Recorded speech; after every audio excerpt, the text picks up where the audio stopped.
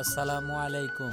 কৃষক সেবা ইউটিউব চ্যানেলের আরও একটি ভিডিওতে আপনাদের সবাইকে স্বাগতম।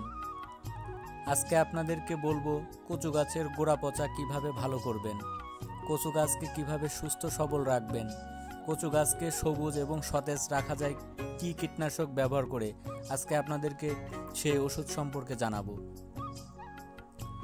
তো যারা আমার এই চ্যানেলটা দেখছেন, ভিডিওটা দেখছেন, তারা অবশ্যই আমার এই চ্যানেলটা সাবস্ক্রাইব করবেন, সাবস্ক্রাইব করে এই চ্যানেলের পাশেই থাকবেন। তো চলুন এখন জানা যাক সেই কীটনাশকের কথা, যেটা দিয়ে আমার এই যে গাছগুলা দেখতে পাচ্ছেন, এই গাছগুলা প্রায় প্রত্যেকটা গাছে গোড়া পচা ছিল।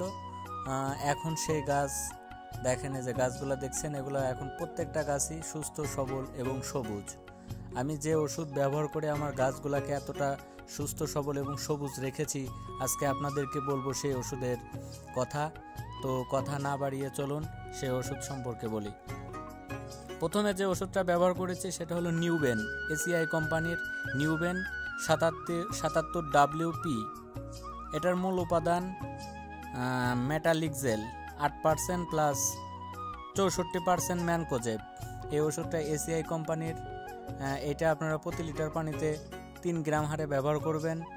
আর এর সাথে ব্যবহার করবেন অটোক্রপ কেয়ারের কনটাফ। অটোক্রপ কেয়ারের কনটাফ হেক্সাকোনাজল গ্রুপের একটা ওষুধ, এটাও একটা ছত্রাকনাশক। এইটা আপনারা ব্যবহার করবেন প্রতি লিটারে 2 গ্রাম হারে ব্যবহার করে জমিতে স্প্রে করবেন, ইনশাল্লাহ ভালো হয়ে যাবে।